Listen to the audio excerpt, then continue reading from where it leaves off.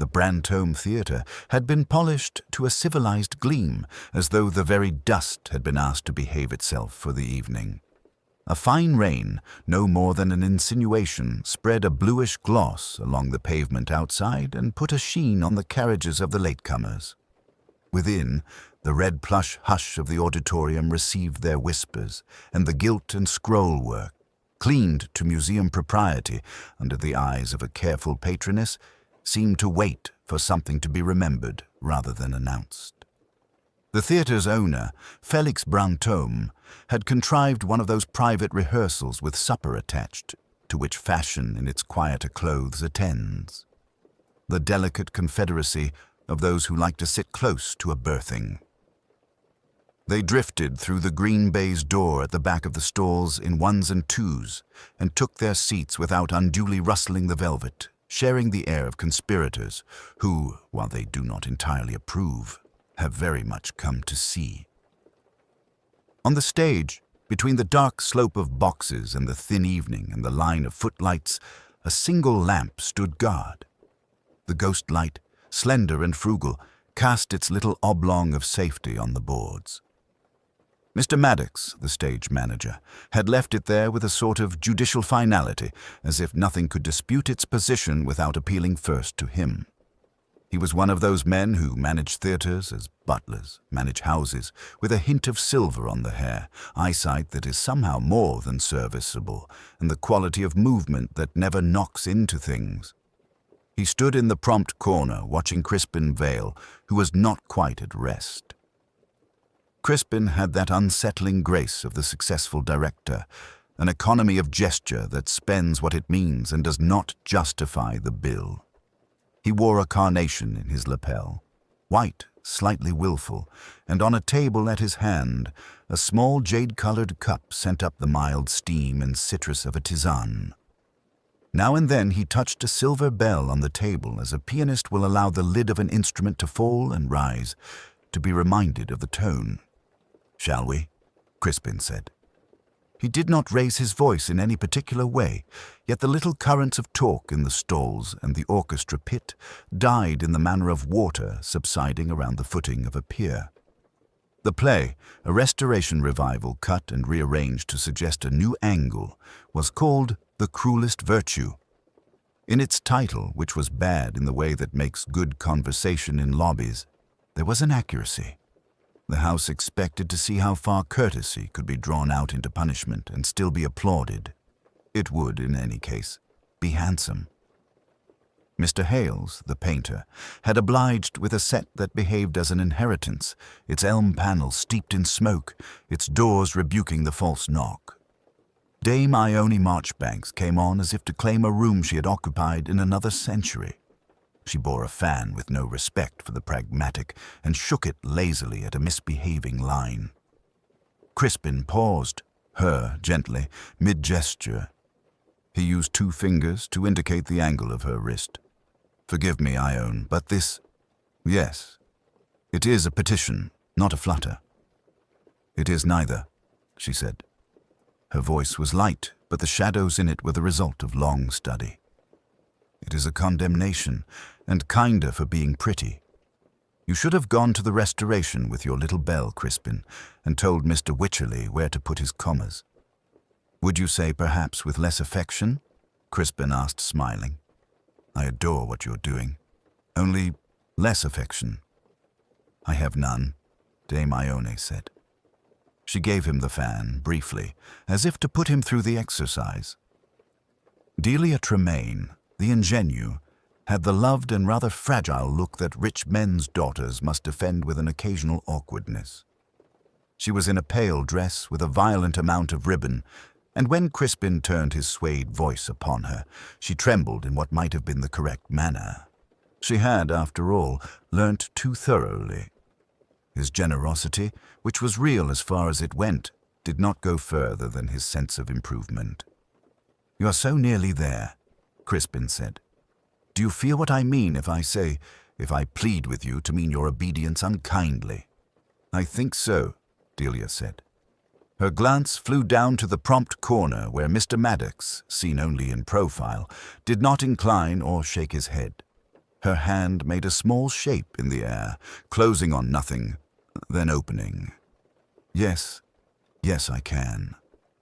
From the stalls, replete with staccato notes and a pair of half-glasses, Dr. Sebastian Roll made a noise that in any other place would have been a cough. He was the sort of scholar who brings with him to the theatre an air of dusty chivalry, and when he addressed a room, it behaved rather like a tutorial. He was both honoured and exasperated to be here. "Your yes has the modern intonation, Miss Tremaine," he called. "It collapses. It is an assent disguised as a question." "Sebastian," murmured Felix Brantome in a low, adhesive tone. "Not now. We'll have you dine later with the author, and we'll all be deliciously wrong together." Julian Arden, the author in residence for this evening, was not delicious. He sat slightly apart in the middle of the third row, with the indefensible position of those who must bear criticism before witnesses. His face, pale and too eager, clasped its anger tidily. When Crispin, with an almost avuncular indulgence, announced a cut, "Julian, darling, you must let me shave this exchange. It's much too good for them to be allowed the whole slice." Julian's mouth took on a look that could, if prolonged, be mistaken for intensification of thought. Lady Caldera Aston, their patroness, arranged her fur about herself and gave her head a fractional inclination that could have been sympathy and might equally have been an inventory. She enjoyed the theatre as one enjoys high-bred dogs, with affection that is not allowed to impede judgment. "Felix," she said, not unkindly, "it wants for something springier at the end of the second act." "Give us your spring later, Caldera," said Felix, who was a little dazzled by her emeritus magisterial manner, and had long since learned his proper levity. From the back, General Sir Lionel Tremaine, a square man with a military courtesy that made him look at ease with women and dogs alike, watched his daughter on the stage. He was himself restrained at the theatre. One could imagine his face at a funeral would look much the same, and when Crispin put a hand too hoveringly near Delia's shoulder, General Tremaine's fingers contracted around nothing in his lap. He persisted, from long practice, in an exact stillness. The rehearsal unfurled. It did not hurry. The lovely nonsense of the lines, the vampiric politeness, the tricks and bows and arms like white swans, came out and went back again into the pantry of Mr. Maddox's timetables. At the 5-minute interval that Crispin insisted upon before the final bowing sequence, there was the smallest stir. Champagne sounds behind the green baize door, the faint, clever tinkle of glasses being persuaded to be festive in a preemptive fashion. Mr. Maddox, with his courteous exactitude, reached for the ghost light to ensure it was removed for the run. He did not touch it. Crispin had come across the stage, and after a tiny, amused glance at Maddox, as if acknowledging a superstition he would not have crushed if he had not enjoyed the sound it made, he himself lifted the lamp off and placed it with theatrical care out of the way. "We are not children," he said. He let the silver bell sound very lightly. "We have the light that matters." It was a small act, but in a theatre where small acts have meaning, it went about the place like a creature finding its corners. Mr. Maddox said nothing. Mrs. Ada Chivers, who dressed Dame Ione and had as much authority in certain matters as any board member, looked down at the bits of cotton on her lap and turned them over without interest. Phipps, at the stage door, felt in his pocket for a lozenge, and finding only his key, took it out and put it back, attentive in his own fashion to the life of the theatre. They began the bows. Crispin's method, which he would have described as a considerate tyranny, inspected the angle of the heads as if they were strangers being introduced. "Not so much gratitude."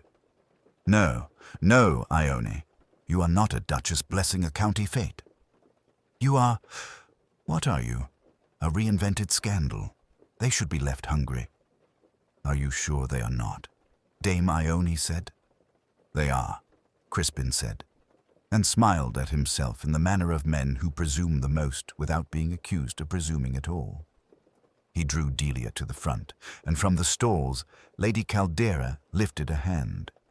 "She is very sweet, Crispin. Do not let her be saccharine." "I am attempting to commit an act of cruelty on her behalf," Crispin said. "The kindest act is always the worst to perform." "Who told you that?"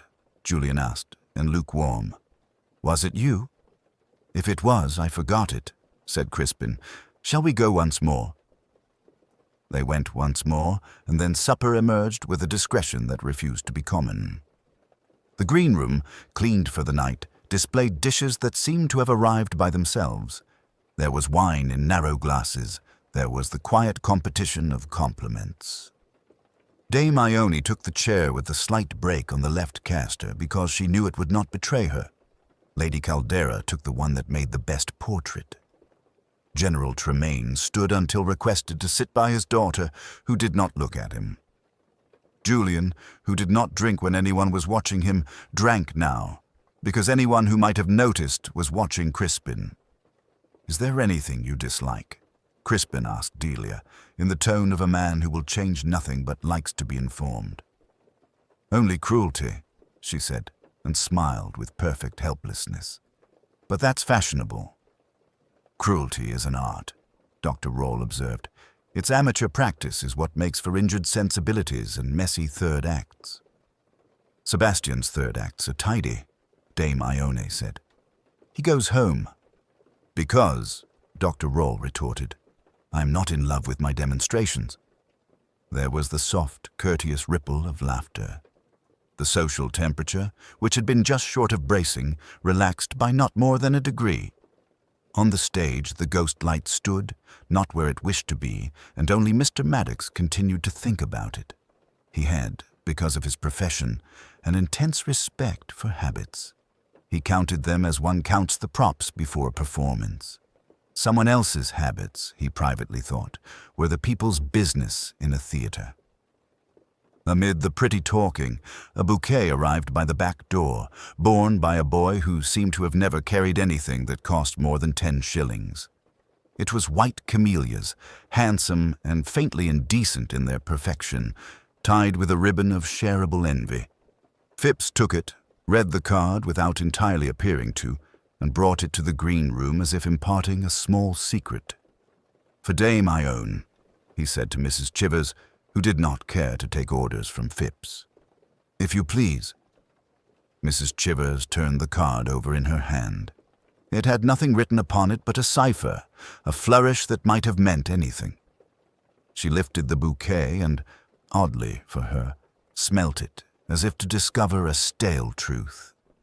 "White for luck," she said to nobody, and her mouth made an even line.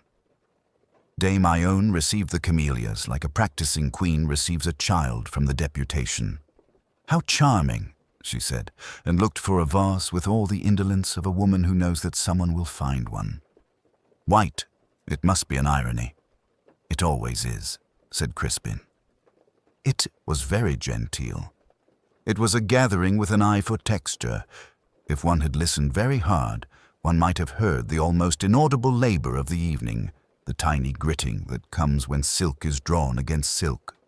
And yet there were moments, the sudden stillness that attended Julian's hand when it put his glass down a shade too carefully, the exactness with which General Tremaine remembered to praise Mr. Hales's painting, the way Lady Caldera did not raise an eyebrow, when Delia, asked about her dress, said, "It is lovely, it is not mine."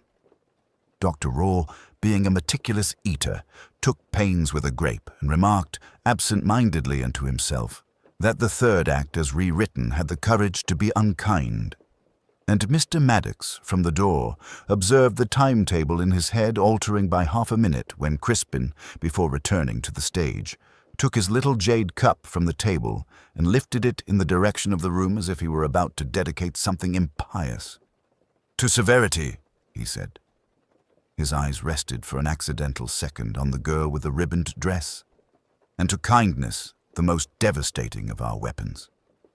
"Call," said Mr. Maddox quietly, because he heard the 5-minute bell in it, and even in such company the call should not be neglected.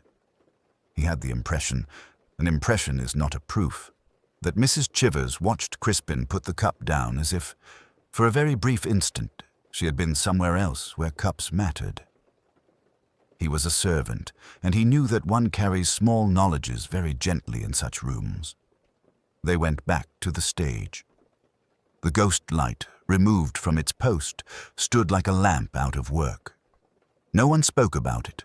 In a theatre, only certain silences are counted aloud. The theatre closed upon itself with the delicate efficiency of a well-conducted household. The small audience dispersed into the rain, their murmurs dissolving into the hiss of tires. The boxes were emptied of scent and whispered rivalry.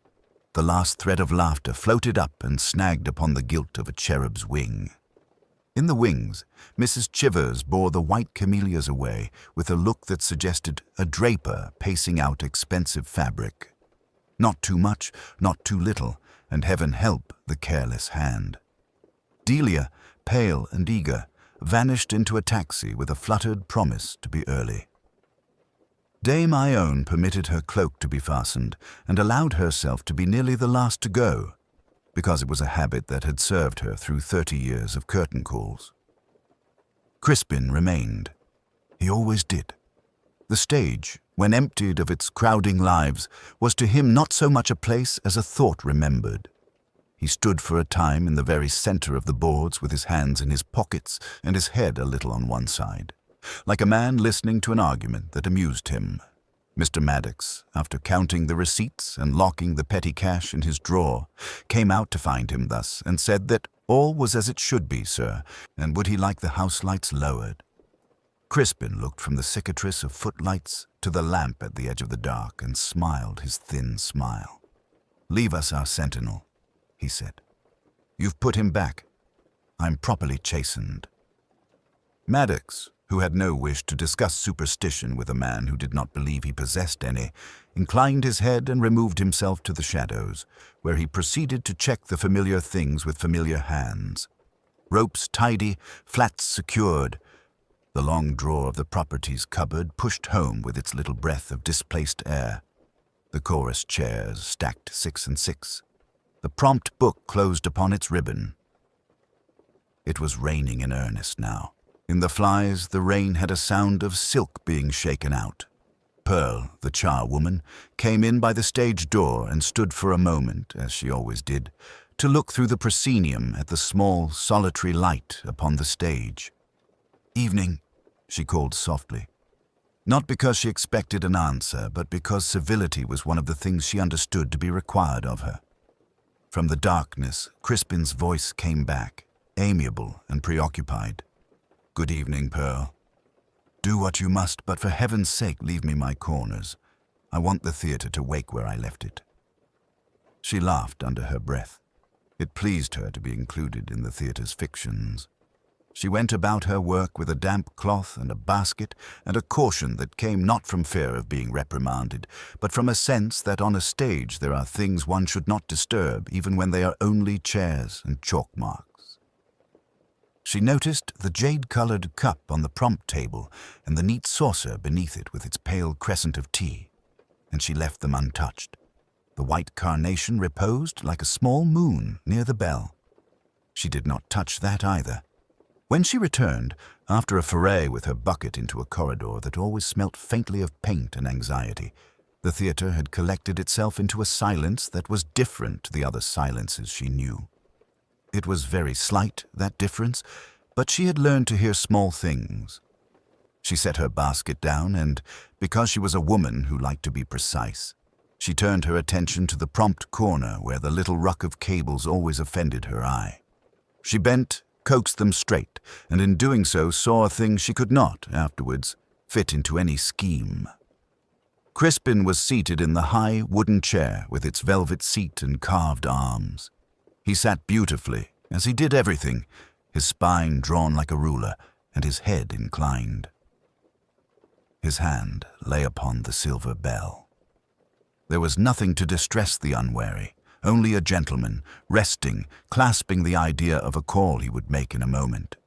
The ghost light made a pale island of him and left his shoes in shadow.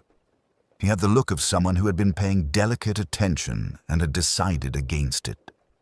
Pearl said, "Sir," in the tone with which one apologizes to quality for reminding it of something. He did not move. She had enough courage to put her hand very lightly to his sleeve. It was as cold as the stage.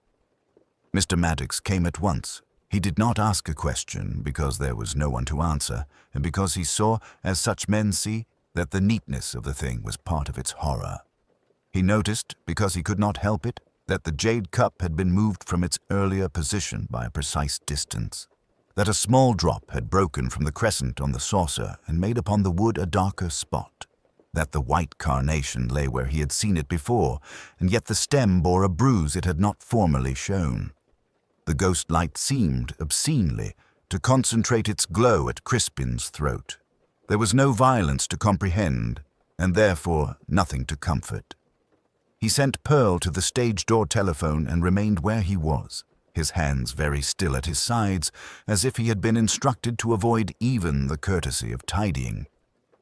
Because he was a man accustomed to ritual, he listened for the sound of the ambulance bell and, perversely, for the silver one under Crispin's hand. The former would come in its own time. The latter, he knew, would not come again. He looked at the prompt table and then away.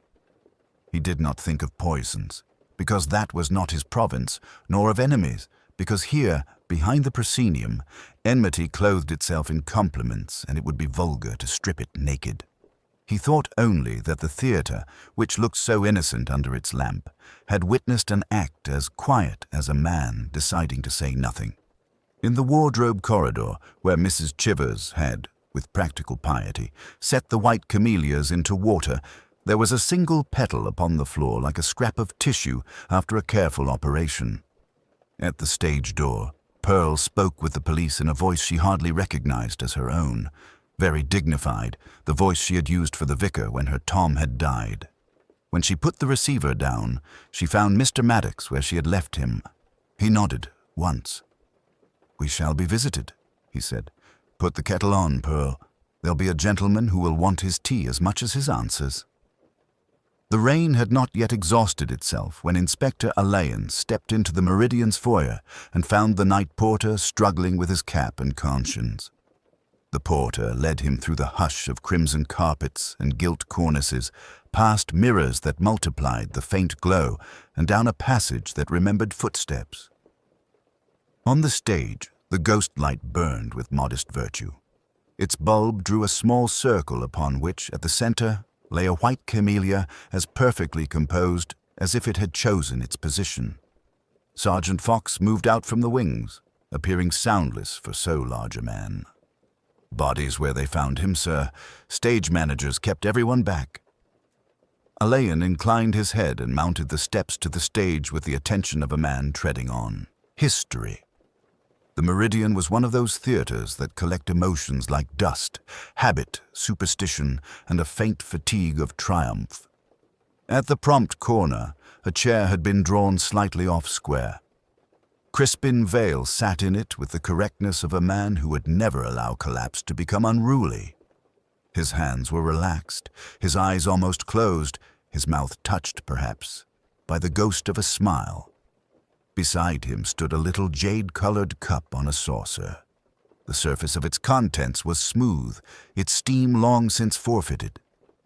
Alain did not touch. He leaned, very slightly, and breathed. A note of something sweet, not floral. He straightened and let his gaze travel. The silver bell lay 3 inches from where one might expect it to be, as if it had trembled itself away. On the stage boards, the clean circle of light showed a second, paler ring of dust around the foot of the ghost light. It had been moved and replaced with care, and recently. A fine thread of green ribbon, no longer than a match and dark as ivy, clung to the lamp's base. "Mr. Maddox," Alain said softly. The stage manager materialized from the shadows with that anxious precision of those who are responsible for objects that other people regard as scenery. He was pale where his hair was silver. "Inspector, I thought, if we left everything as it was."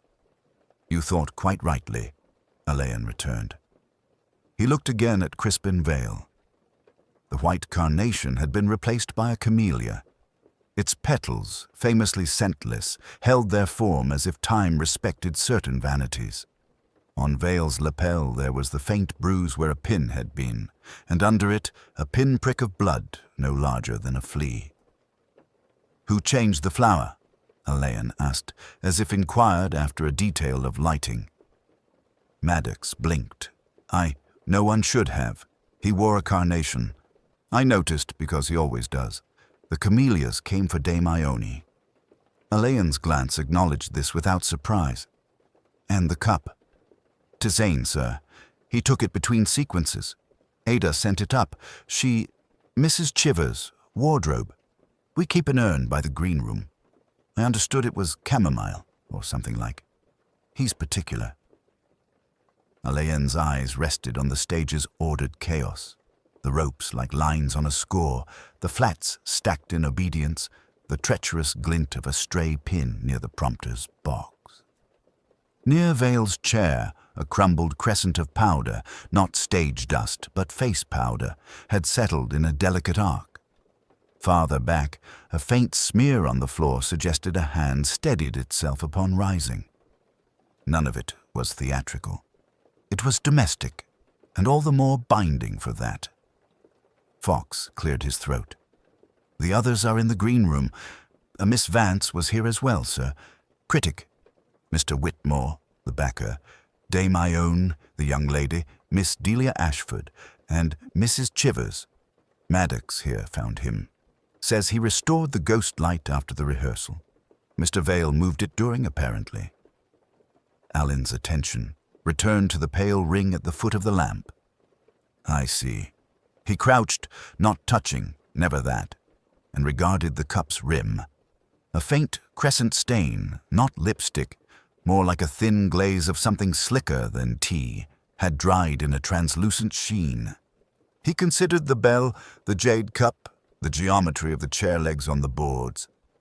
Everything about the arrangement suggested one of Vale's own qualities, the insistence on control. It was as if the room had obliged him in his last insistence. He stood and let his eye stray to the wings, where costumes hung like patient ghosts. His gaze found the green room door, ajar, and beyond it a movement, the careful movement of people enjoined to stillness. He could, if he chose, step in now and fire questions that would return answers like startled birds. Instead he said, "We shall move Mr. Vale when the surgeon has done," and addressed Maddox with a courteous civility that brooked no argument. "No one is to touch anything, if you please. And Mr. Maddox, had Mr. Vale a habit of disregarding your superstitions?" "Not mine, Inspector. The theatre's," Maddox said with the suggestion of a wounded priest. He liked to make a point. "Yes," Alain said. He did. He moved off stage, letting the ghost light's circle fall behind him, and entered the green room where silence had been arranged upon the furniture. He saw at a glance who had rehearsed composure and who had borrowed it. Dame Ione was beautiful and imperial. Mr. Whitmore's hands were clean, folded. Miss Vance had closed her notebook, but not her mind. Miss Ashford, too pale, held a glass of water as if it might break the peace if set down. Mrs. Chivers's jaw was unusually firm and her eyes too ready. Alain smiled as one might at a cast called on unexpectedly. "I am very sorry to intrude upon your evening. If you will allow me, we shall talk presently, very quietly. There is no hurry." He saw the smallest exhalations of relief and knew them for what they were. He set a chair slightly aside as if adjusting the composition of a picture and took his place to begin looking properly at each of them. Inspector Allen preferred, when possible, to begin not with statements but with voices. He allowed Mr. Maddox to seat him in the small office off the wings where the theatre kept its files and a surprisingly fine decanter. The stage manager stood, very straight, as if he had somehow been placed on his own marks and dared not shift. "You found him as he is now?" Alain asked, and though the phrasing was mild, it admitted no embroidery. "As he was," Maddox said. Sitting in the prompt chair, sir, head a little to the side, the ghost light on, the jade cup at his hand. He paused and added with the faintest emphasis, I relit the ghost light after the rehearsal, as is proper. The Layan's glance registered approval without endorsing superstition. And the cup? His habit.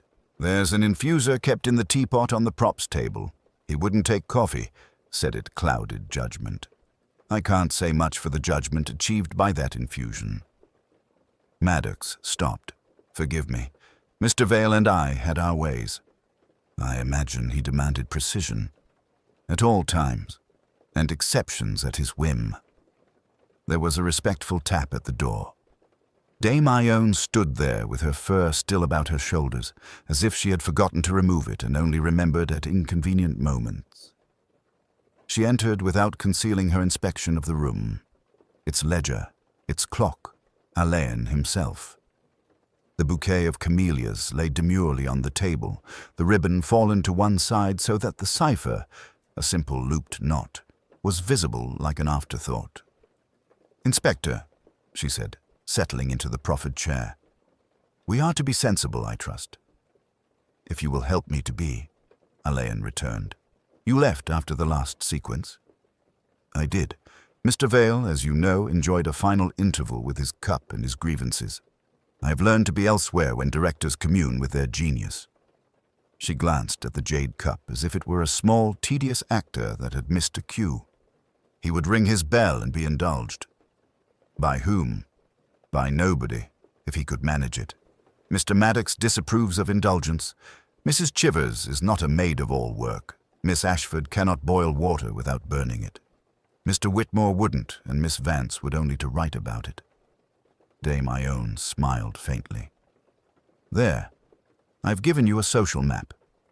Do you require a compass? Alain followed her gaze to the camellias. These were for you. So Mrs. Chivers announced. One resists such things, but not too obviously. They arrived without a card, which is a card in itself. The ribbon, well, it is the sort of cipher men contrive when they are young and clever and intend to be older and cleverer. You recognize it? She allowed the smallest pause. I recognize its type. If you are asking whether Mr. Vale had a private signal for me, no. Our cleverness, such as it was, occurred too long ago for ribbons. He let that lie and asked, Did you quarrel this evening? Not more than is necessary to keep a play alive. He suggested that my gesture should condemn rather than forgive. I suggested, with equal civility, that I had no intention of misrepresenting the author. Thank you, Alain said. If you would be kind enough to remain in the building for the moment. She rose, then reached for the ribbon as if to toy with it, thought better and instead adjusted her fur. I shall be in my dressing room. I cannot imagine where one puts flowers in a theatre.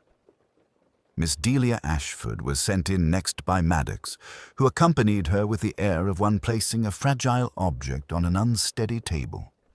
She was very pale, and her hands worked at the hem of her sleeve until she remembered and folded them. You mustn't be afraid of me, Alain said. Tell me only what you did when we ended. I changed my shoes, she said, as if confessing an impropriety. Mrs. Chivers hates when we mark the floors. Then I went to fetch my cloak. Mr. Vale called something after me, but I didn't quite hear. He never needed me after the notes. He didn't need anyone. Mr. Maddox did everything. What did he call? She looked up, and for a second there was something like pity in her face. Only my name. He liked saying it as if he had thought of it himself. Did he ever ask you to stay? Her breath hitched. Sometimes. For notes. For talk. He said obedience properly performed was the cruelest act of all. I don't think he meant it to be unkind.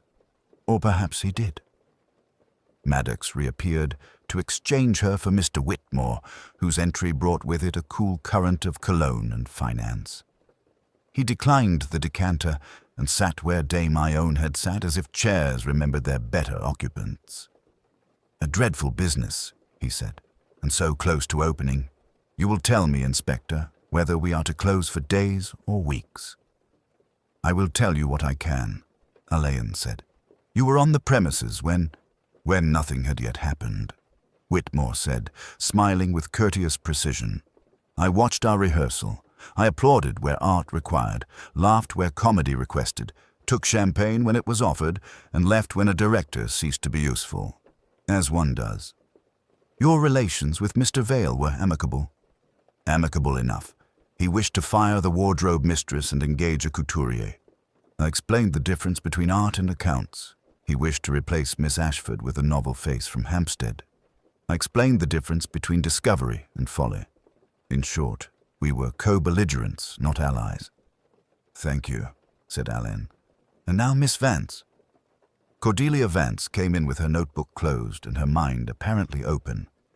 "You won't see my copy for a few days," she said. "I'm told one does not publish amid corpses." "One tries not to," said Alain, and she smiled briefly. "Crispin drank that appalling herb water," she went on, "and made art like a surgeon. He enjoyed severing what he considered unnecessary. He would have cut the play to its skeleton if not restrained. I suppose skeletons do return courtesy from time to time." "Did you speak to him at the end?" "I said he had bullied genius from Dame Ione and fear from Miss Ashford. He said fear often passes for freshness. He was in good spirits." "Did he offend you this evening, Miss Vance?" She considered. "He offended my affection for accuracy. He always did." Alain let the silence sit between them until it settled. Then he asked, "Who filled his cup?" "Crispin believed in doing small things himself to prove he could do large things alone," she said. "But Mrs. Chivers keeps the pots, Mr. Maddox the boiling water, and Miss Ashford the willingness to be useful. Draw your lines as you like." He made no lines yet. When she had gone, the small office felt briefly like a stage emptying between scenes. The ghost light glowed out in the dark space beyond. Its circle on the boards held, like a modest promise, as if it meant to keep what men would not. The theatre had its morning face on, a clarity that seemed almost indecent after the velvet ambiguities of night. Dust made golden by the high lamps hung above the bare boards. The ghost light drew its narrow circle with the self-importance of a Puritan at a masque. Alain, who had spent the last hours in the requisite courtesies, listening to the long experience of Dame Ione, to Mr. Whitmore's prudent assessments, to the critic's cool negations, and to Miss Ashford's tremulous concealing, returned to the business of those who worked in the theatre rather than appeared in it. He found Edgar Maddox at the prompt desk, as might have been predicted. The prompt book, stout with its layers of production, lay open at the final sequence. A stub of pencil marked a cue, and beside it a small square of blotting paper had been placed with the habitual neatness of a man who stands between disorder and calamity. Maddox's silver hair took the light in a way that made him look both fastidious and, in some privately acknowledged fashion, disconsolate. "If you'll be patient with me for a few more points," Alain said, and he sat, as if to make a visit rather than an inquiry. "Inspector," Maddox returned, and his voice had that measured quality stage managers adopt when they wish not to be overheard by either actors or fate. "You replaced the ghost light after the rehearsal," Alain observed, looking not at Maddox but at the lamp itself. "I imagine you've done so on other occasions when art and superstition were at odds." "Yes," said Maddox. He adjusted the blotter. "No harm in admitting it. I prefer not to leave the stage without it." "On the night in question," Alain went on, "did anyone find occasion to return to the stage after the dispersal, besides yourself?" Maddox's hand, moving toward the pencil, paused and withdrew. "People drift. They collect bags. They remember umbrellas and forget their gloves. It's a theatre, sir." Alain allowed the smallest smile. "And theatres keep their own counsel. I accept that. Nevertheless, if you recall any figure, say, a slight white dress against the dark—" "Miss Ashford took a scarf," Maddox said too quickly. And then, with the smallest recoil, you'll have that from her. Mrs. Chivers will have seen who came for what. Mrs. Chivers, Alain repeated, as if introducing the name to the space. He rose. Thank you. I am persuaded you help me best by preserving the exactitude of your recollection.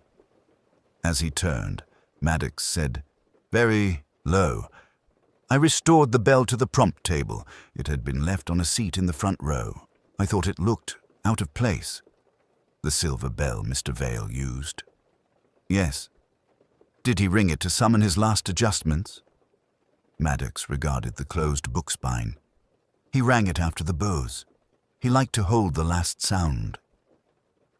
In wardrobe, among the subdued browns and the careful, practical silences of hanging garments, Mrs. Ada Chivers presided like a duenna over a harem of silk.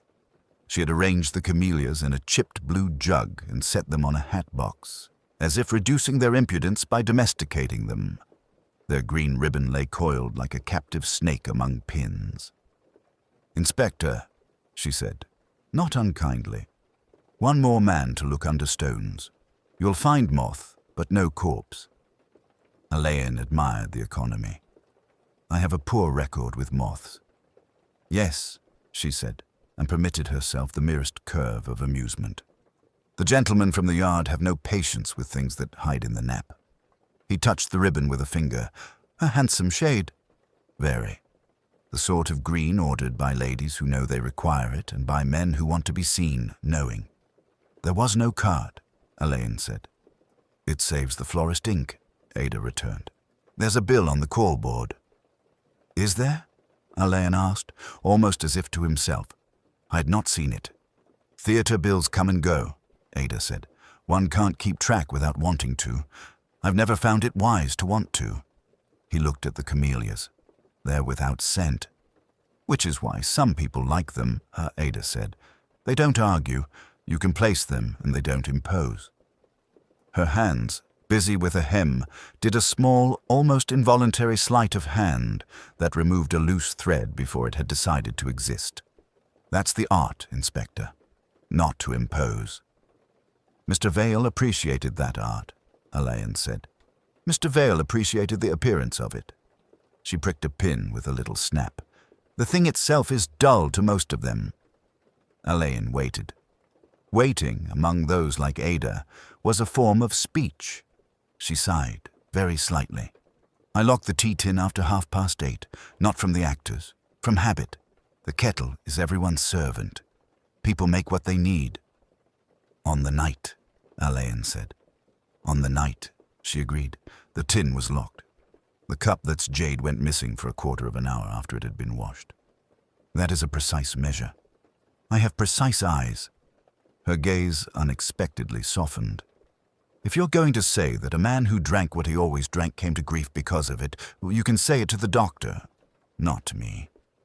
I shan't say more than I must, Alain replied, and I don't propose to tell you anything you already know in your fashion. Ada's needle paused.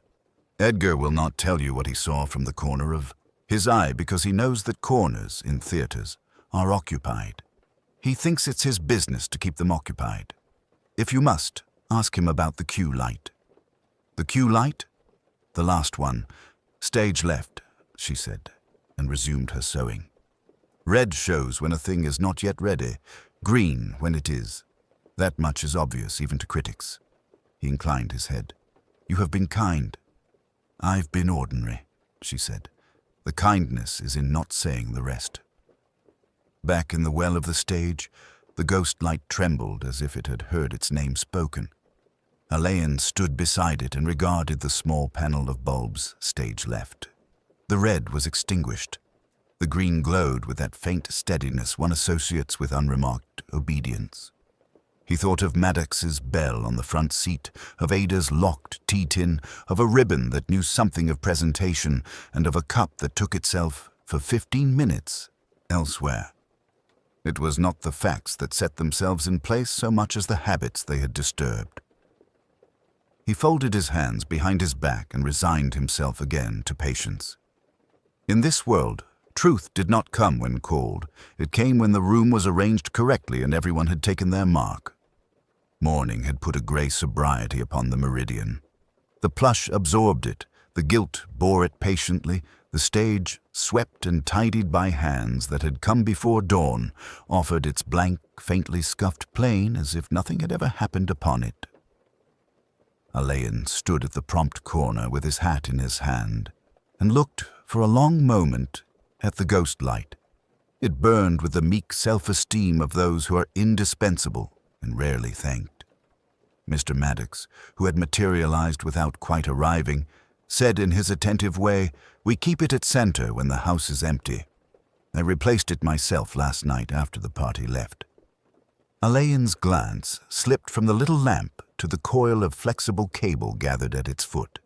The loops lay in a disciplined figure of 8, secured with a neat tuck of green ribbon. It was a small thing, the ribbon of a shade that might have been black in the dimness, and the particular, almost decorative fold of the wire. "You bind it." Alain's tone was no more than conversational. Maddox looked as if he had been asked whether he breathed. "Never, sir. The boys are told to leave slack and no ties. Tying strains the sheath." Alain nodded and said nothing. He stooped, long legs folding with the ungraceful economy of tall men, and ran a finger a quarter-inch above the loops, not touching. Dust lay in infinitesimal threads between the coils, as if the thing had been binding its own patience for some hours. "There's green ribbon everywhere in a theater," Maddox offered after a pause that had lengthened into discomfort. "Corsetry, poses, costumes." "So there is," Alain said, "and yet one would not expect it here." He allowed Maddox to guide him to Satun, the little table where the silver bell and the jade-colored cup had been placed, properly tagged by his sergeant. Fox had gone to see about a report. For the present, Alain was alone with the theater and the man who kept it moving. "You said Mr. Vale rang the bell when he wanted silence," Alain said. "Twice for a reset, once for a correction, 3 for a stop. He used it like a conductor's baton." "And last night?"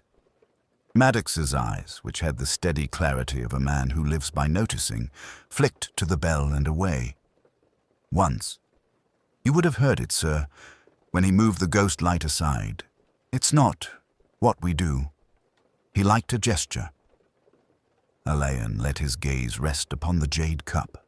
Within, a pale crescent clung to the porcelain, as if reluctant to own that it had anything to do with the contents. A lemon slice, exhausted now of scent, had left its trace. He remembered something Dame Ione had said in the privacy of her dressing-room, arranging her bracelets with an old woman's acceptance of age. "Lemon is not for voices, Mr. Alain. Honey, yes. Lemon, never." Crispin was ridiculous about it. He would lecture even the chorus. Delia Ashford, hands twisting in her skirt, had murmured the same. Cordelia Vance, with the careful malice of the accurate, had noted, "He took his tisane as a bishop takes his cassock, exactly and with a certain unction." If he had been given lemon, then either he had decided abruptly to abandon a conviction of years, or someone had departed from the ritual he imposed upon those around him. The house smelled faintly of damp velvet and, beneath it, of something else. The cold, medicinal suggestion of the disinfectant Fox's men had used upon their hands. Alan set the cup down and looked at the bell. There was a smear at its throat. Minute, a thread of wax or something akin to it, hardly more than a polish mark. In Section 1, Ada Chivers had wrinkled her nose over the camellias and their ribbon, a deep green that looked black under lights. Ada wore a thimble on a ribbon round her neck. She had produced it without thinking and tucked it back with an absent, tidy motion. The ribbon had been of the same green. "Mrs. Chivers," Alain said, turning so that his back was to the stage and the light fell upon Maddox rather than himself. She would know about green ribbons. Maddox's shoulders lifted almost imperceptibly before subsiding. "She keeps the place from falling to pieces, sir. I wouldn't say she knows where all the bodies are buried, but she could stitch the shrouds. And she does not, of course, touch electrics." "One tells her not to," Maddox said. and the small flicker in his eyes acknowledged that instructions and obedience are not always in happy accord. Alain strolled to the call board. The chalked announcements, half hour at 7:02, quarter at 7:15, beginners at 7:28, remained, unfussed by the night's calamity. Alongside, a neat hand had written, "Flowers for Dame Ione, camellias, Ada," and then, as if remembering herself, had struck the name through with a single bar that left it perfectly legible. A sliver of the camellia ribbon, the very green that turned black, had snagged upon the splintered edge of the board. He eased it free and laid it upon his palm. It was waxed, not for shine, but to keep out fray. When he returned to the stage, Ada Chivers stood by the wing like an annotation. She had come, as women of her kind do, not to offer anything in particular, but to be present at the center of things. Her gaze alighted on the coil of cable and passed on with proper indifference. If she noticed the green ribbon tucked there, she gave no sign. Her hands, folded in front of her, were very clean and very capable. "Inspector," she said, "we wouldn't take fright, you know. We've seen worse, playing Shakespeare in winter." "I don't doubt it," Alain said. "Forgive one question. Do you ever tidy the stage when the men have gone? A stray ribbon, a coil of wire that offends the eye, it must trouble you." "Sir," she said after the briefest of hesitations, "I would not meddle with what I don't understand." He smiled. "Quite right." As she moved away, her scissors flashed at her waist, hanging by a length of that same green. The ghost light burned on, a small flame at the heart of a considerable darkness. Alain stood where Crispin Vale had stood when he moved it, and considered that in houses like this, a man's habits are more binding than any law written in ink. Someone had touched a habit and made it new. He filed the knowledge as one files a card, name, circumstance, and the quiet weight of what was normal and what was not. He would not speak of it yet. There would be time for speaking. For the present, the little lamp offered a ring of clarity, and inside it he could almost see the outline of a hand that had no business being there. The theatre presented itself to Alain the next afternoon with the same composed face, as if a considerate household had dusted grief from the mantel and set out the good china. Rain made a soft ticking upon the high windows. The ghost light, restored to its careful circle, burned with steady propriety upon the stage. He stood in the wings and watched it as one might watch a quiet patient. Mr. Maddox, correct as ever, save for a certain grayness at the mouth, came to him with the deference of a man who has tidied everything that can be tidied and knows that the rest does not belong to him. "There is a small matter," Maddox said. "I should have brought it before, sir, but, well, one hoped it was nothing." He conducted Alan to the green room where, upon the mantel, lay a flat parcel in brown paper, string tied swiftly and well. The label was an oval cut from stiff card. Upon it, in a precise, almost primitive hand, was written, "Miss Delia Ashford." No address, no stamp. The handwriting held that effortful neatness common to children and criminals. "Delivered by a boy," Maddox said. "He came to the stage door at 11:30. Ben, our doorkeeper, took it in. He thought it might be costumes. I was about to open it, sir, when Miss Ashford came in. As she seemed unlikely, after last night, to welcome an unexpected parcel, I thought it best to fetch you." Alain nodded. He had already noted that Ada Chivers' sewing basket had been placed squarely in the center of the table, that someone had borne away the tray with the used cups, and that a faint scent of camellia still lingered, not as perfume, but as an idea. He cut the string. Within the brown paper was tissue. Within the tissue lay a single white camellia, dewy as if it had just left the greenhouse, and beneath it a page torn from a prompt book. The annotation in the margin was small and minute, those exacting little blocks Crispin Vale had made famous among his actors. "Obedience performed without hesitation is cruel." Below, in place of a signature, that same cipher that had come with the bouquet, 2 strokes and a loop. a nothing that proposed itself as meaning. "Where is Crispin's prompt copy?" Alain asked.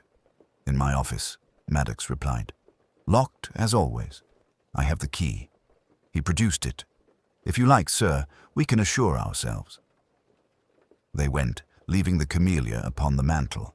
The doorkeeper summoned and told to admit no one. The office smelled of dust and glue and last year's paint. Maddox opened the iron cupboard and drew out a rigid portfolio wrapped in calico. His hands trembled slightly as he placed it on the desk and undid the tapes.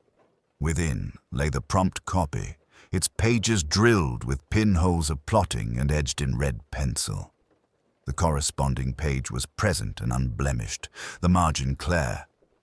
"I thought as much," Alain said. He did not trouble to lay the torn page alongside. When one had lived among scripts, one knew the difference between paper that had sat quietly absorbing stage air and paper cut from a fresh ream. He lifted the forgery once more and turned it so that it caught the window light. The strokes of the pencil, though skillful, pushed too hard and with a patience that belonged to imitation. A small smear of gum showed where the cipher had been practiced and pasted. "Who besides you has access to this cupboard?" "No one," said Maddox, and then, after a fractional pause that did not escape Alain, "unless I were to say Ada Cheevers, if I gave her the key, which I have not." "Quite." Alain put the false page back in its tissue, as if he returned a toy to a childish prankster. "We shall speak to Miss Ashford." In the green room they found Delia at the window, regarding the wet street with a set face as if she had spent years waiting for carriages that never came. Dame Ione sat on the sofa, very composed, her fur hat upon her knees. Mr. Whitmore stood, examining his glove as though the cut of the leather held some rare misprint.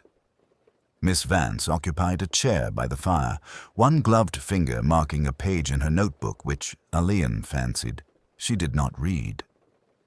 "You have a parcel," Alain said, with a gentleness that made Delia look up. "For me." She glanced at Maddox. Her lips, without color or paint, were very young. "Who?" "No card," Alain said. "Only the flower and a page from the prompt copy. You must tell me whether you wish to see it." "I shall see whatever there is," Dame Ione said before Delia could speak. Her voice was courteous, but not soft. "Mr. Vale's marginalia are his private vices. Let us have done." Delia reached and then withdrew her hand. "If it is a jest, it is unkind." "In theatres," Cordelia Vance observed, "the unkind jest is frequently mistaken for art." "Let us keep to what is," Alain said. He unwrapped the camellia and the page. Delia, looking, made the smallest sound, not horror so much as recognition of a sentence overheard before and dreaded in being heard again. "It is his hand?" Whitmore asked sharply. "No," said Ada Chivers from the doorway. She had come in without one's noticing, her thimble in her hand, her spectacles set low. "It is a very good travesty. Mr. Vale's F's sloped the other way, and he never, a thing I told him often, never kept the same pressure over a line. That is drawn too neatly. It is done to be looked at." Ada's glance flickered toward Delia. The girl gave a little nod that might have thanked her and might have begged her to stop. "Who would do such a thing?" Ione asked, and her fan moved once through the air, recalling last night's sentence. "And why so clumsily?" "To make a noise without making a sound," Cordelia said. "We are all listening, are we not?" Ben, the stage doorkeeper, brought what he could remember of the boy.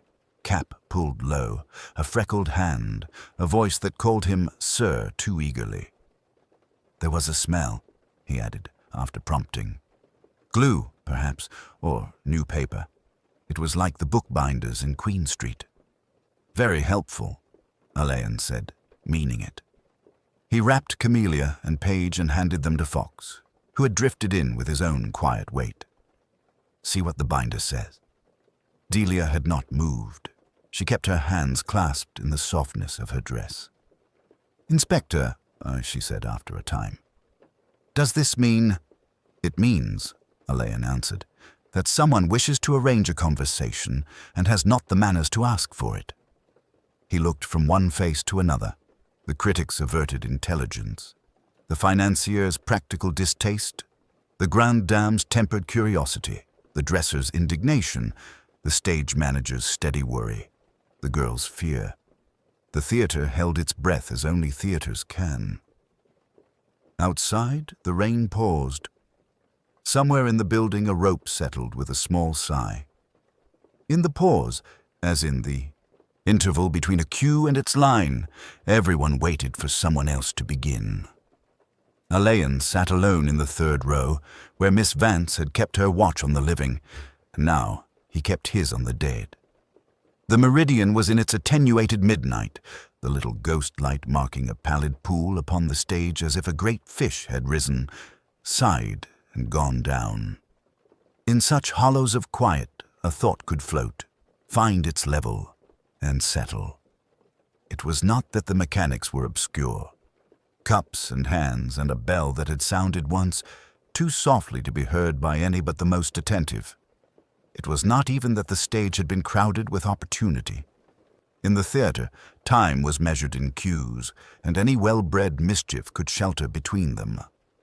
What refused to oblige was motive that rang true as tone.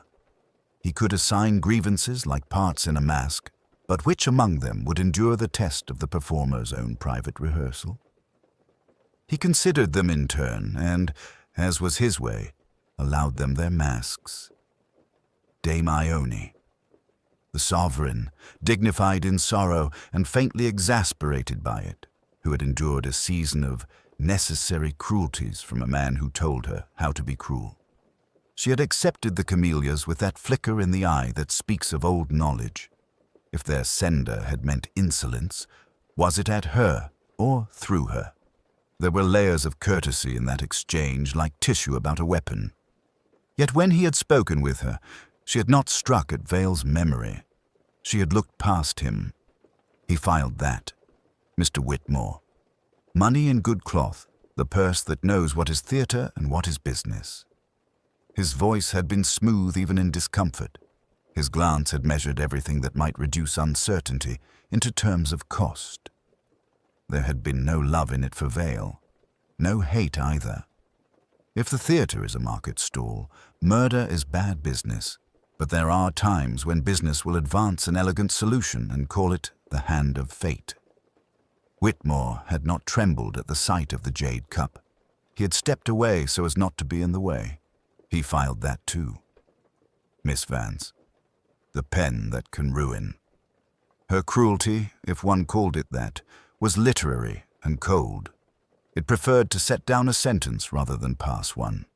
She had looked at the bell as if it were a footnote. When he had asked about the bouquet, she had said, "So white," with that exact joyless relish one sometimes hears in a scholar of ice.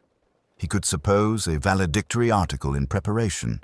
He could not yet suppose poison in her ink. Miss Ashford. Obedience, trembling.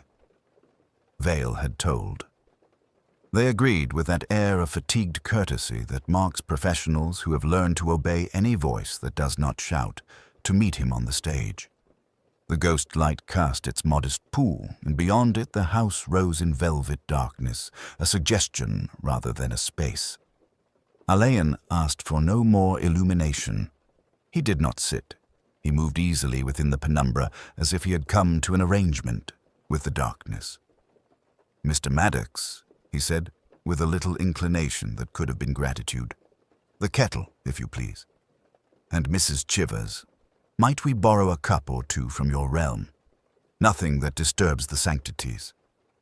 There was a murmur, a shifting of patience.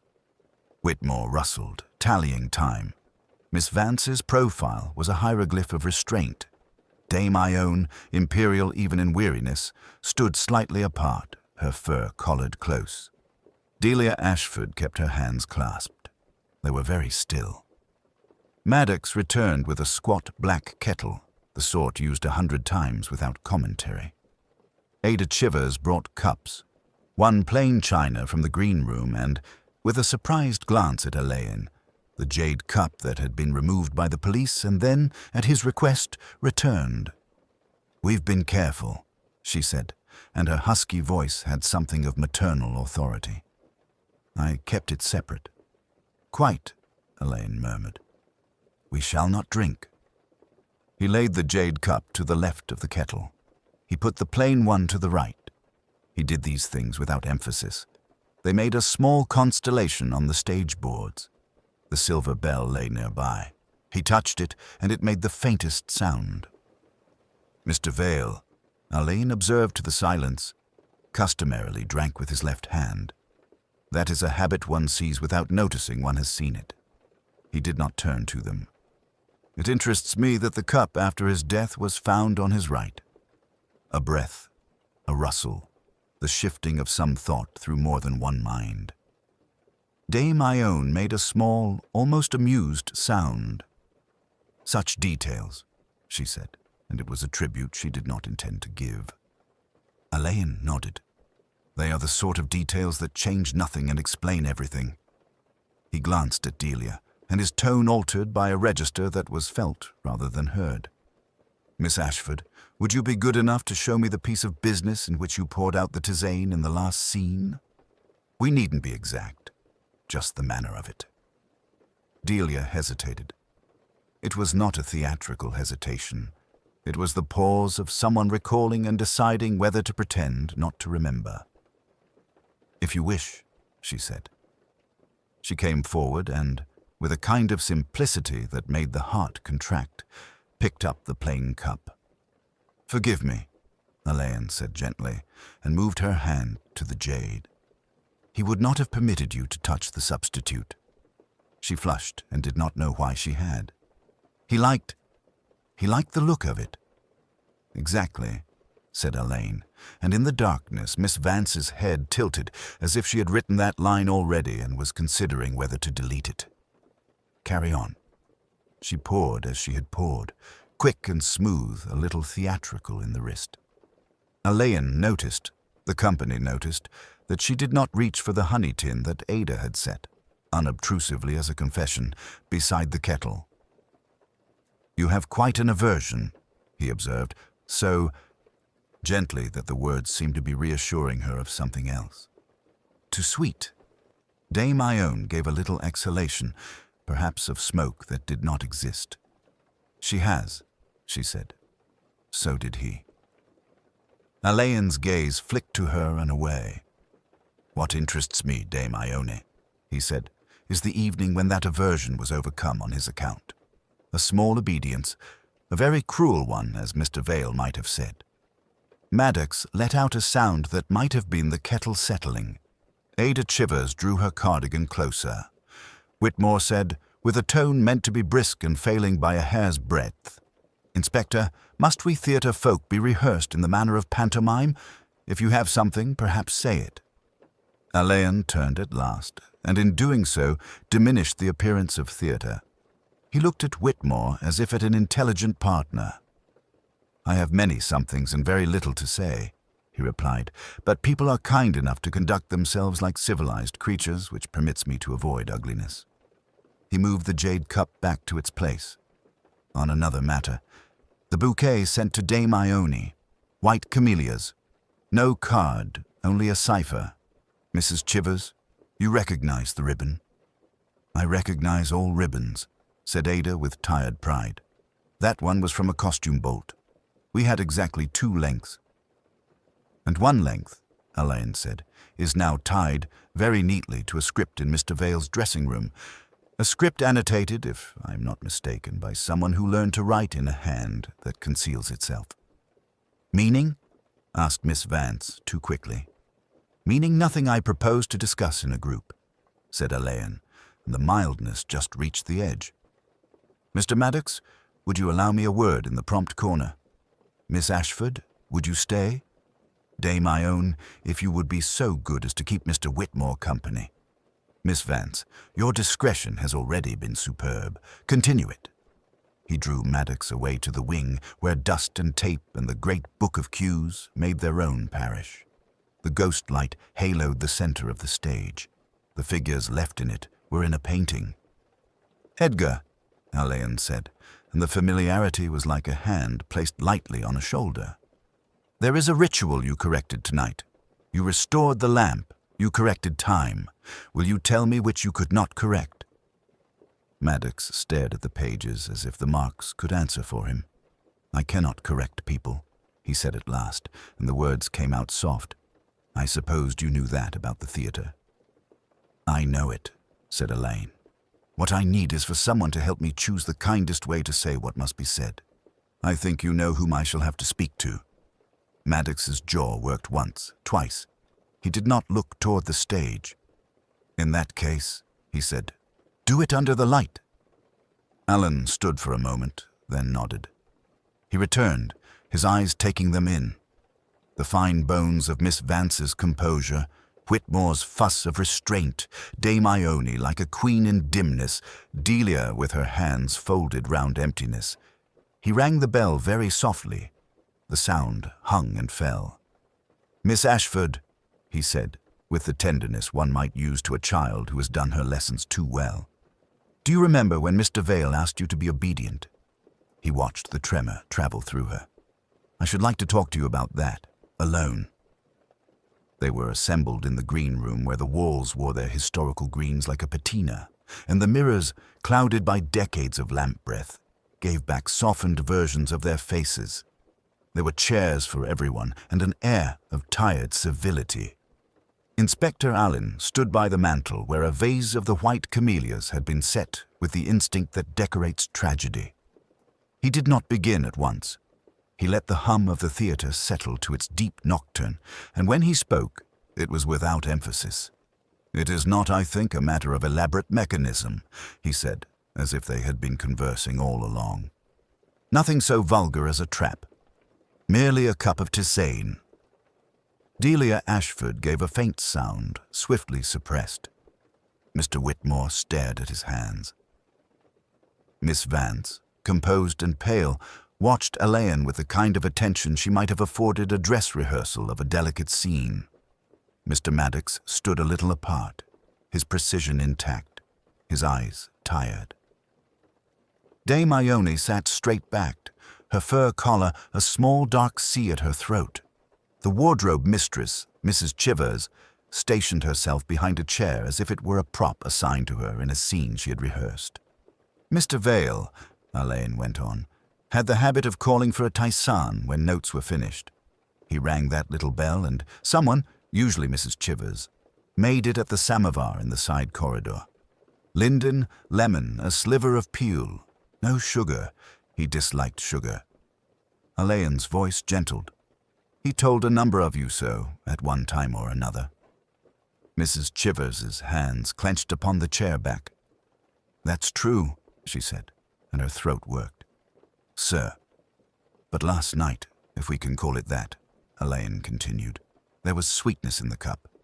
Not much. A roundness, almost a viscosity. It masked the bitter note. That, I am afraid, was the tincture." Miss Vance said, almost conversationally, "Digitalis?" "If you like," Alain murmured. "There are other possibilities. It serves our purpose to call it that." It was in the honey. Mr. Whitmore gave a quick, incredulous look. "Honey?" "From a small jar kept in a dressing room. Mrs. Chivers, you were fetched away by a note when the tray waited. It was inconvenient. Did you tell me at first who had the note?" Mrs. Chivers closed her eyes for a moment. "No, sir." "And later you did. You told me it was handed to you by Miss Ashford, who had found it, so she believed, on the prompt table. She took fright and brought it out." Delia looked at him then, with that youthful dread that is all eyes. "I didn't know, Inspector. I swear I know," he said with a faint smile that altered nothing, and yet forgave much.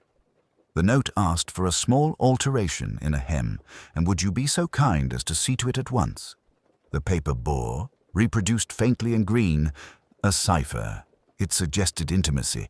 It suggested to those who knew it, Mr. Vale." Alain's glance moved to the camellias, as did those.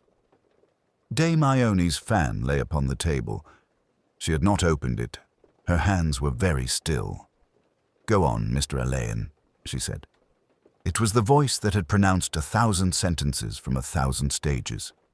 In Mr. Vale's waste paper basket, a strip of tissue with honey on it and a smear of green ink. Alain paused. "One of you writes in green. One of you keeps honey to soothe a veteran's throat. One of you knows very well how the samovar stands and where the cups live and how long it takes for Mrs. Chivers to walk to the wardrobe room and back." Mr. Maddox's eyes shifted, helplessly, to Dame Ione. It was involuntary and, in that room, indecent. Mrs. Chivers made a small sound. Miss Vance sat back as if, having observed the crucial movement in a scene, she could relax her concentration. "I dislike melodrama," Alain said. "It is unnecessary to detail the rest. The note was drawn on the paper you keep for your personal correspondence, Dame Ione. You used your green because you always have. When you saw the camellias with Mr. Vale's private cipher, you knew what was meant by them and for whom. In the interval, you sent Mrs. Chivers away for a decent errand. You went to the samovar. You lifted the honey lid. You were very calm." Dame Ione gazed, not at Alain, but at the vase. A petal, undermined by warmth, let go and fell in a small, soundless way. "I never wished the boy harm," she said at last, and her tone had about it that rare thread of truth that silences idle minds. "I wished him to stop. It seemed to me he would not." "It is sometimes," Alain said, "a cruel art. He had his theories as to necessary cruelties. And I," Dame Ione returned, almost with courtesy, "have mine." There was no rush of protest. Mr. Whitmore shifted and drew a hand across his face. Delia's mouth opened and closed, and she, being young, wept without noise. Mrs. Chivers bowed her head as if at the end of a call. Mr. Maddox's immaculate control did not save him. He put a hand to the edge of the mantelpiece and found it. "We can go on talking if you like," Alain said to Dame Ione. "In another room. It need not be formal." She rose with the same economy she had always brought to rising under lights. "I suppose not," she said. "Is there any point in my reminding you that he sent the flowers? That it was his cipher? That he knew what they meant to me?" "There is every point," Alain said, "but not the one you might hope." She inclined her head. "Very well." At the door, she looked once toward the stage where, beyond the green room's shadow, the ghost light burned its small, obstinate circle. "Edgar," she said very gently, "you were right to put it back." Mr. Maddox's mouth moved. He could not speak. Alain opened the door for her and stood aside. The little bell on the mantelpiece, stirred by the draught, gave a sound so slight that it might have been imagined. The business of consequence, when it came, arrived quietly. The theatre, subdued by the peculiar hush of mourning that descends upon places accustomed to noise, went about its offices with softened tread. In the wardrobe room, where a faint smell of camphor and stale powder lingered, Mrs. Chivers folded a length of velvet as if completing a domestic task that could not be left undone. She had put on her grey coat and buttoned it with the practical fingers of one who has threaded many needles and closed many seams. The measuring tape hung about her neck like a peaceful pendant. Alain stood near the door with Fox beside him, grave and silent. He had never much cared for the particular solemnity that follows a confession. It had always struck him that the human voice, having gone to such lengths to conceal itself, resented at the end being made to speak. He watched Mrs. Chivers fold the velvet and thought of all the objects over which hands learn their eloquence, and how rarely that eloquence tells the truth. "I shan't be long," she said, not as apology, but as a courtesy. "It's Ada to most, sir. Mrs. Maddox calls me Ada, if you'd not mind." "Of course," Alain said. "There isn't any hurry." She smiled at that, an unexpected, almost girlish quickness that made Fox look down as if it were indecent to witness. "There's never a hurry when a thing's done," she said. Only before. In the corridor, voices rose and fell with the dry rustle of silk on paper. Dame Ione, having concluded the briefest of interviews with a solicitor, passed by on a tide of discreet scent and nodded to Alain. "If there is any consideration to be given," she murmured, "you will see that it is given." "I shall do what is proper," Alain said. "I dare say," she replied, and for a moment something unarmored showed in her face, then withdrew under the accustomed masks. "We shall cancel the matinee. It would be indecent to attempt anything else." "Indecency is often a matter of timing," said Alain, and she gave him that faint, amused glance that actors reserve for companions of equal tact. Geoffrey Whitmore had become solicitous in the way of men who feel reputations like garments that must not be allowed to crease. He had arranged for a statement. He had consulted with an insurance manager. He had, in short, produced the soothing and faintly adhesive substance of wealth applied to public distress. In the stalls, Miss Vance sat very upright, her notebook closed upon its own discretion. She supposed she would write about the peculiar tenderness of theatre people under threat and the coldness of the world when it demanded satisfaction. She supposed she would be kinder than her habit. Delia Ashford had kept her room and sent down a message of apology. Mr. Maddox had carried it to Alain with the solemnity of a liturgy. "She is not well, sir," he said. "She is not likely to be well for some time." "No," Alain said. "I dare say she is not." In the wardrobe room, Ada Chivers set aside the velvet and picked up a small tin that rattled faintly before she remembered herself and put it away in a drawer. Her hands paused on the handle. Then she closed the drawer with the patient firmness of a woman who chooses, at last, to put by a useful thing because it has become dangerous. "It wasn't wickedness," she said to no one in particular. "That's what they put in the papers when they don't know what else to call it. It was—" She searched for a word and failed, not because she lacked vocabulary, but because she did not require one. "It was necessary," she finished, and shook her head at her own presumption. "No, that's not right. It was done." Alain said, "You have made a very clear statement, Ada. You have spared us all a good deal of the performance that sometimes follows. I'm obliged to you." "You're a gentleman," she said. "I don't say that because of your coat, though it's a nice one. You listened. You saw the girl." She glanced towards the door, beyond which the theatre made its small sounds of endurance. He liked to do the small hurts that add up, like hemming with rotten cotton.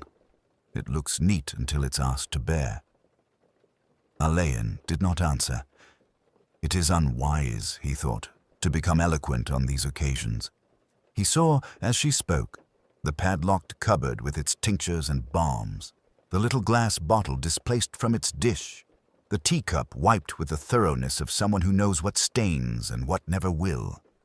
He saw, too, the layered kindnesses that had gone before. Pins removed before fittings, hems let down without remark, a shawl laid over a sleeping girl so that the draught would not wake her. "Will they be very harsh, Mr. Alain?" she asked, as if inquiring after the weather. "They will be according to their lights," he said. "I have found that harshness depends almost entirely upon what a person can imagine.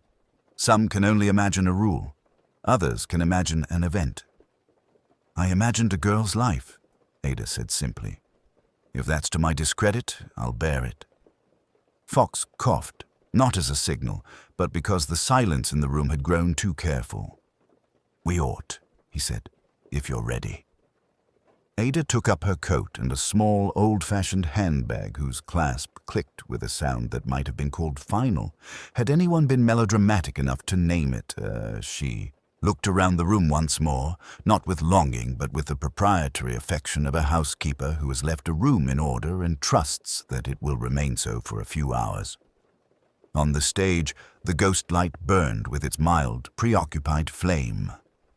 Maddox had set it himself, a little to the left of center, precisely as he preferred. It threw a round, bright coin upon the boards and made unimportant shadows look significant. As they crossed the darkened house, Ada paused and looked up at the little lamp. "It's right," she said. "You leave a light. You don't leave a place like this alone in the dark." Alain inclined his head. "No," he said, "you don't." Then, very gently, to Fox, "We'll go out by the stage door." They went, with no commotion and very little sound, past the posters that were already beginning to look like lies, and into the thin London rain that has always loved a stage door best. By the time the theatre doors were unbarred to the pale noon, the rain had washed the street clean of last night's whispers. Inside, the Meridian had resumed its own way of being.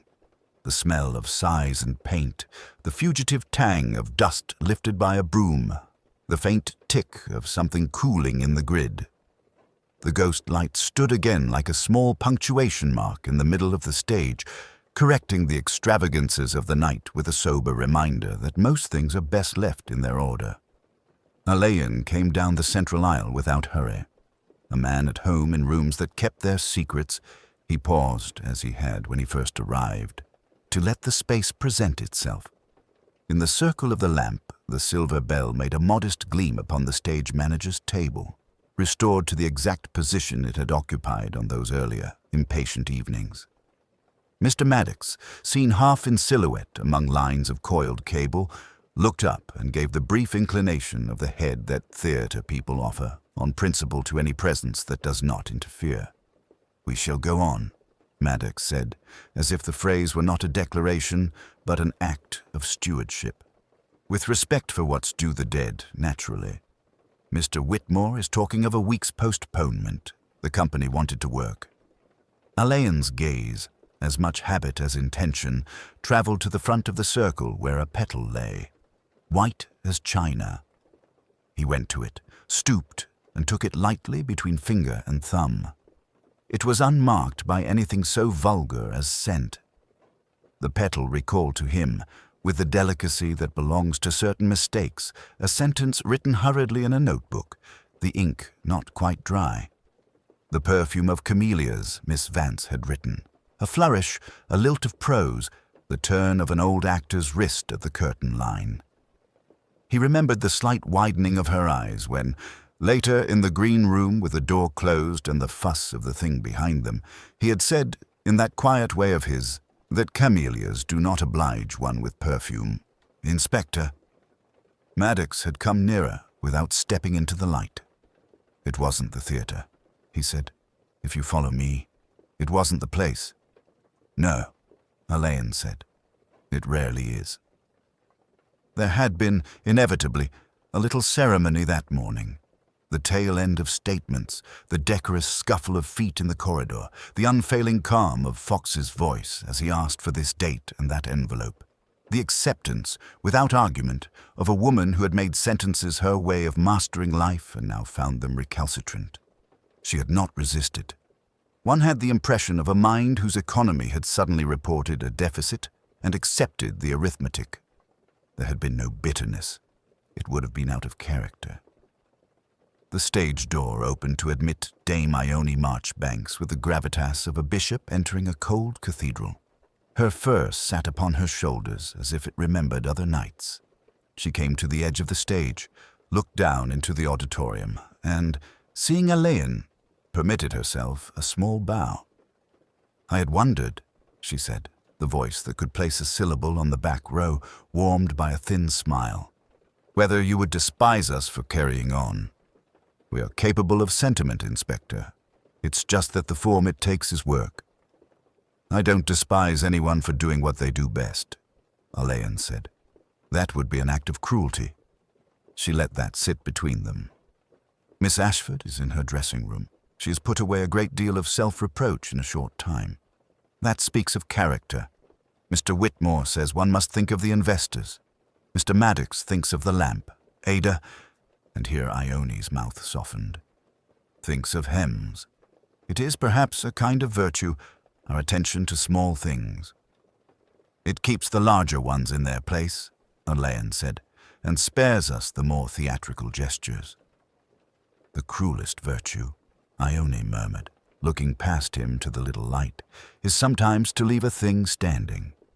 They were all, in their various ways, in possession of that lesson. Whitmore would present his revised schedule with the clean conscience of a man who had reconciled mortality with receipts. Ada Chivers, who had been holding her knowledge like a parcel that did not belong to her, had given it up with the delicacy of a hand over a threshold. Delia Ashford would perform the ingenue without, perhaps, needing to be destroyed in order to be believable. And Miss Vance, in a room that did not smell of paint, would examine, in due course, the line where penance becomes vanity. Fox, tidily methodical, came to the end of the row and stood with a good-humored patience that made juries like him and delinquents, surprisingly often, tell him the truth. "Ready when you are, sir," he said. "In a moment," Elaine answered. He set the camellia petal with the kind of care one does not expect of a man handling a fragment, upon the edge of the bell. He looked at the little arrangement, the innocent curve of white on the apparatus of command, and found in it a kind of symmetry that was neither neat nor satisfying, merely apt. He went then, with Fox, up the aisle and into the modest light of day. Behind them, Maddox crossed to the ghost light and checked, as he always did, the cord, the plug, the socket, the small switch that affirmed its fragile jurisdiction. Alone for a second on the stage, he listened to the house breathe in the faint song of a draft under the doors. Then, as if he had never moved it, as if it had never been moved, the lamp burned on. Elaine did not look back. He knew what he would see. A circle of light the size of a confession, placed exactly where it must be, outlasting, as good rituals do, the passions that summoned it.